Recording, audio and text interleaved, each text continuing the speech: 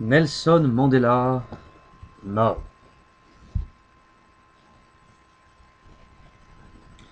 Et voilà que un déluge d'hommages arrive du monde entier, de France, des États-Unis avec Barack Obama, d'Angleterre, de Chine, de Russie, de Corée du Nord même, pour saluer l'un des grands héros du XXe siècle. Fort bien.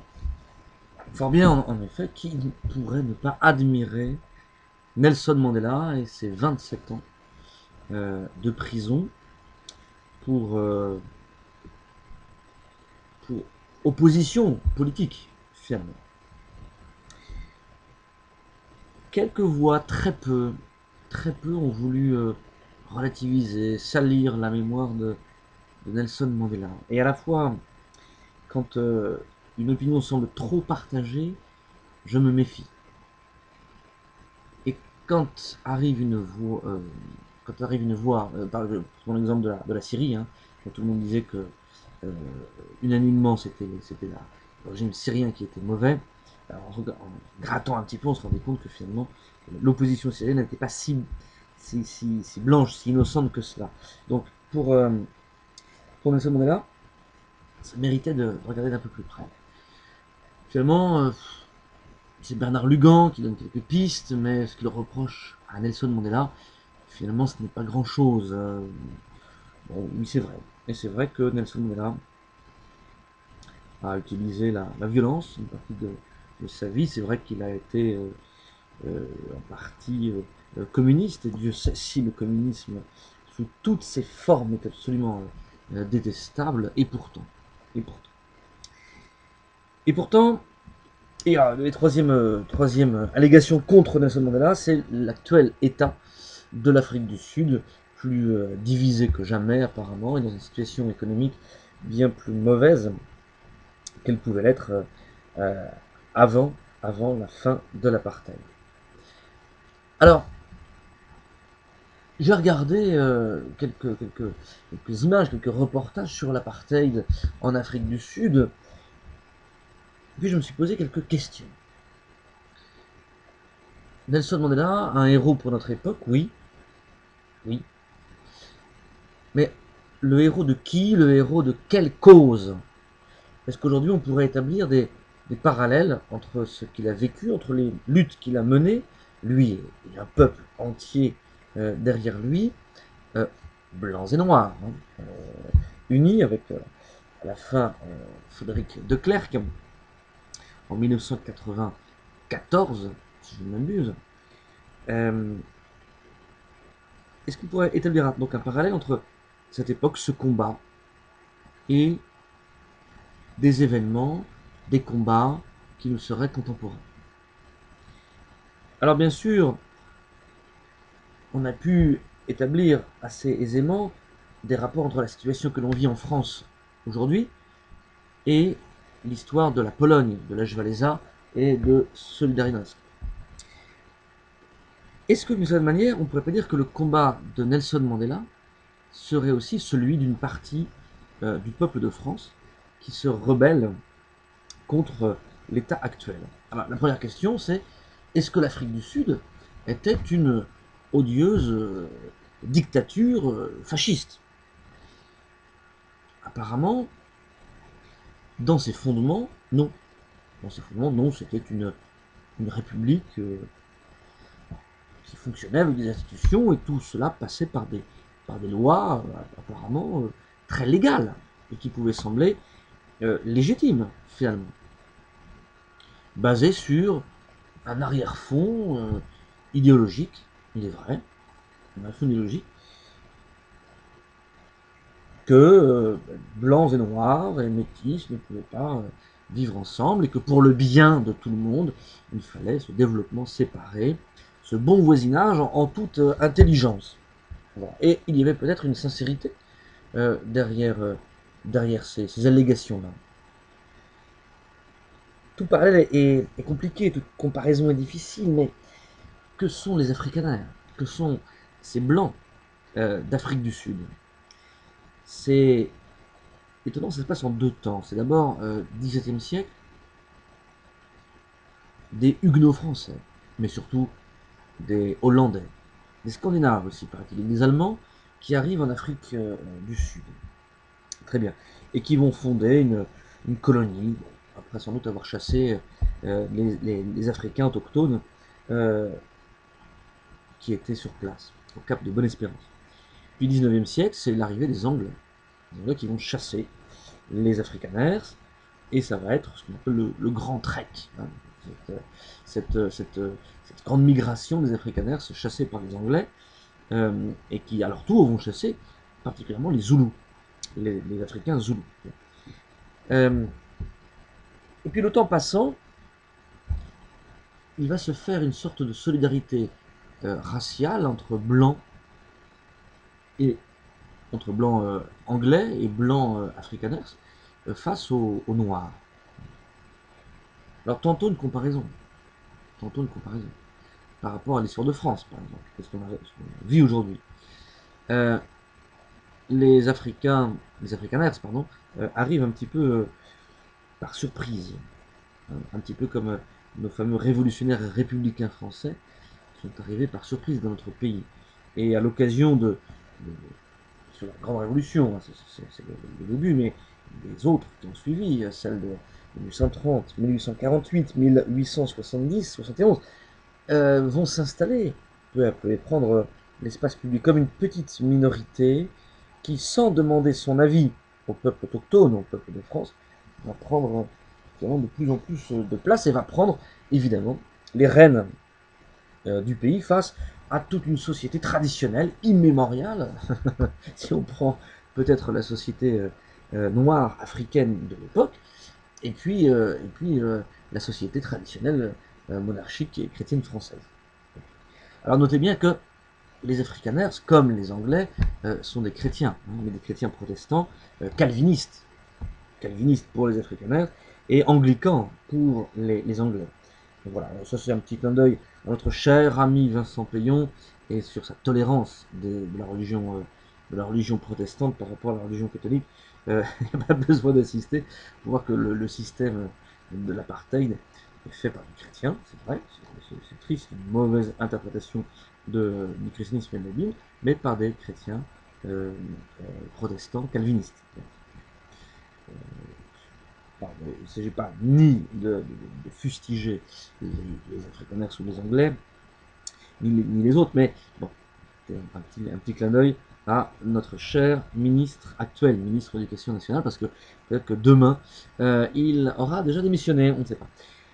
Alors poursuivons notre parallèle entre l'histoire de l'Afrique du Sud et l'histoire de France, donc cette installation progressive de cette minorité blanche en Afrique du Sud, républicaine en France, qui peu à peu prend tout l'espace avec une idéologie qui se forge progressivement, hein, qui va être celle de l'apartheid et qui aujourd'hui est celle du libéralisme, parfois du marxisme, peu à peu, qui s'établit sur tout et qui veut que la Révolution triomphe, que la République devienne religion d'État, qu'il n'y ait pas de loi supérieure à celle de la République, ce qui est très commode parce que ça permet de faire passer toutes sortes de lois jusqu'à la négation même de l'humanité et de sa dignité. Et voilà où on arrive le parallèle.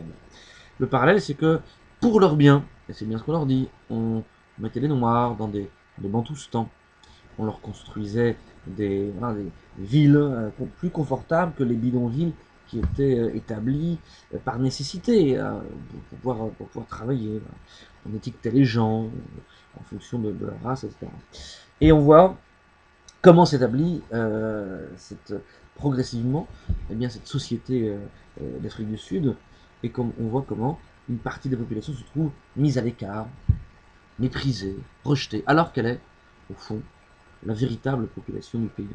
Comme aujourd'hui, le véritable peuple de France est écrasé, méprisé par une partie de la population.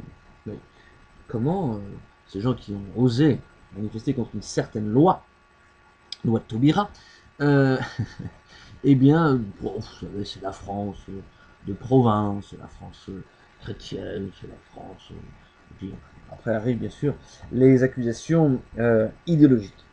Le plus intéressant maintenant, pour justifier notre parallèle, c'est de voir les modes d'action. C'est de voir les modes d'action. Et là, c'est assez frappant. Parce que il y a d'abord une grande masse populaire qui a manifesté contre des lois, particulièrement la loi de Taubira, qui voulait dénaturer des réalités anthropologiques très anciennes, comme celle du mariage, base de la société.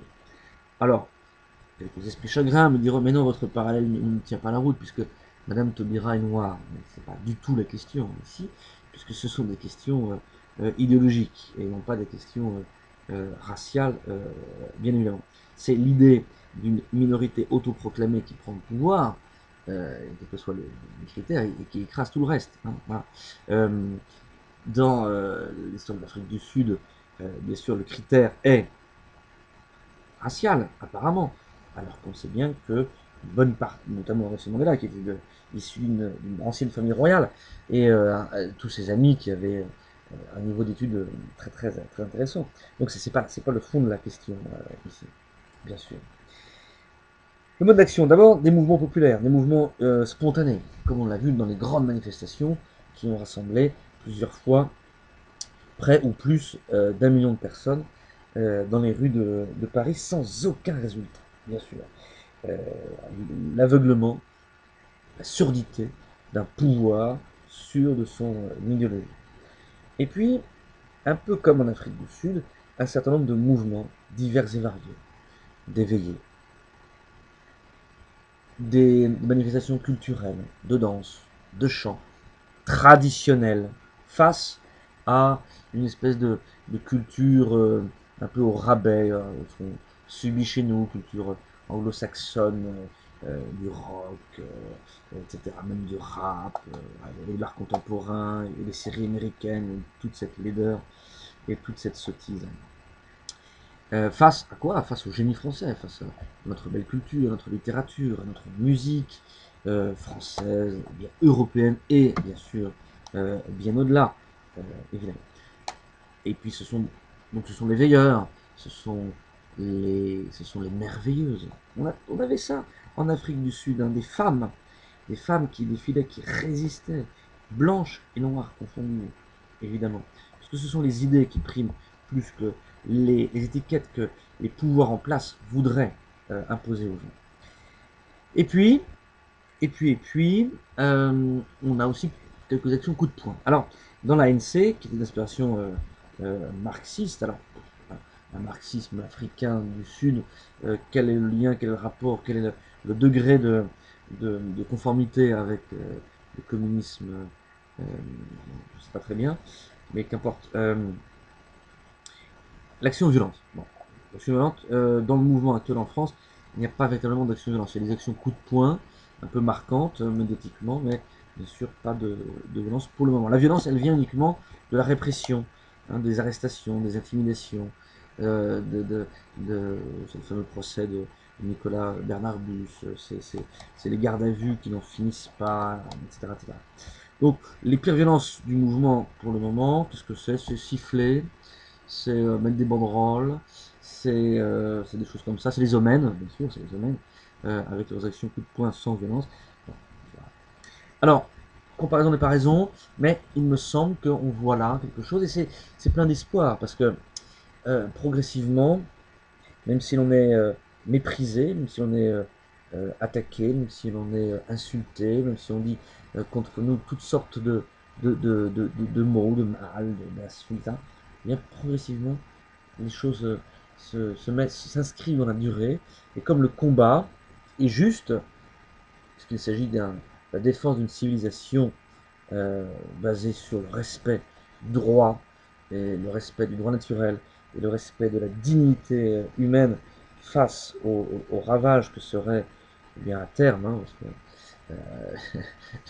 la banalisation de, de la procréation médicalement assistée, c'est-à-dire des enfants sans racines, sans père, sans mère, sans territoire, sans la possibilité d'avoir des parents, des grands-parents, des frères, des sœurs, c'est le cauchemar des naissances de jumeaux à 10 ans d'intervalle, c'est la généralisation des mères porteuses, donc des enfants nés d'une mère qui n'est pas leur mère. Enfin, on n'ose pas imaginer les ravages que ça peut provoquer dans une population. Tout ça au nom soi-disant, hein, comme le faisait l'apartheid, bien sûr, d'agir au nom du bien de la soi-disant minorité.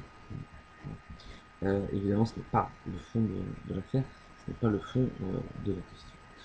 Eh bien oui, en ce jour de commémoration de la mort de Nelson Mandela, méditons sur tout cela, méditons sur le combat, les moyens mis en œuvre, la justesse du combat et poursuivons. On ne lâche rien.